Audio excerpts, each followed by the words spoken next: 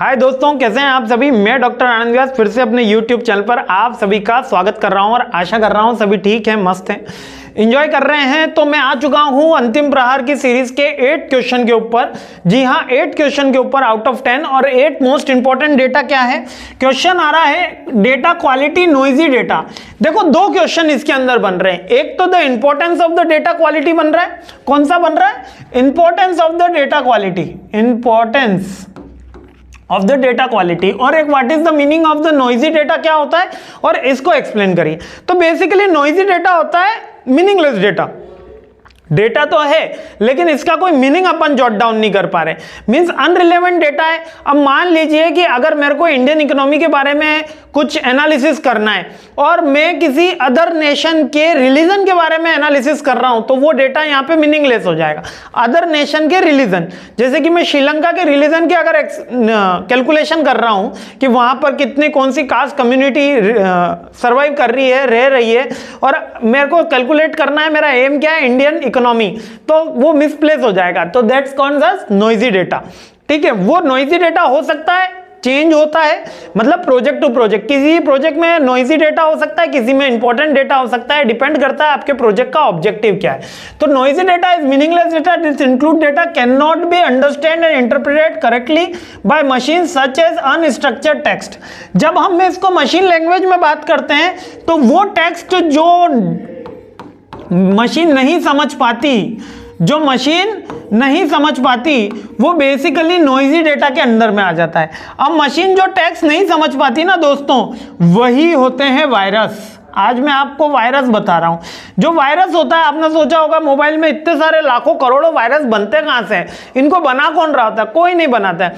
जो C++, .NET, जावा, PHP की programming language है, कोडिंग की लैंग्वेज है, अगर वहां पर कोई इक्वेशन गलत लिखी जाती है, कोडिंग गलत लिखी जाती है, तो मशीन क्या होती है, उस चीज को समझ नहीं पाती। जब मशीन जिस चीज को समझ नहीं पाती तो उस पर एरर शो करती है। क्या शो करती है? एरर शो करती है। तो वही एरर हमारी क्या कहलाती है? वायरस कहलाती है इन द सिंपल टर्मिनोलॉजी। और कुछ जो वायरस होते हैं वही एरर का फायदा उठा के वो डेटा करप्ट कर देते हैं, डेटा को परेशान कर देते हैं, क्रैश हो जाते हैं सॉफ्टवेयर।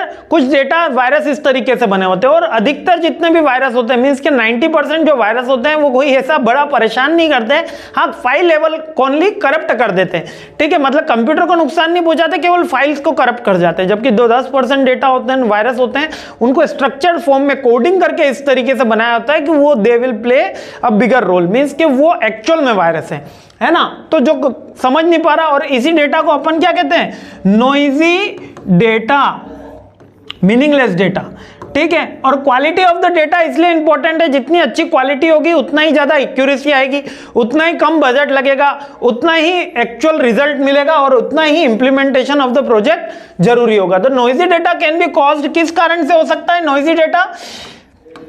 डेटा कलेक्शन के कारण हो सकता है, कोई इंस्ट्रूमेंट के कारण हो सकता है, कि ह्यूमन के कारण हो सकता है। मेरे से किसी दोस्त ने पूछा भैया कहाँ खड़ा है, तो अपन ने कह दिया कि जमीन पे, तो उसने लिख लिया जमीन पे, जबकि वो उसका क्वेश्चन था कि मैं किस प्लेस पर अभी एक्चुअल में हूं ताकि वो मैच तक रीच कर सके। लेकिन हमने जब उसका जिस तरीके से जवाब दिया, it is called noisy data. देखो सिंपल है ना, लेकिन इसको एग्जांपल के साथ आपको समझाया। अनस्ट्रक्चर्ड फॉर्म में जो मशीन के पास डेटा जाता है, that is called the noisy data. And the data quality is much more important in the current scenario because this give the more accuracy in the field.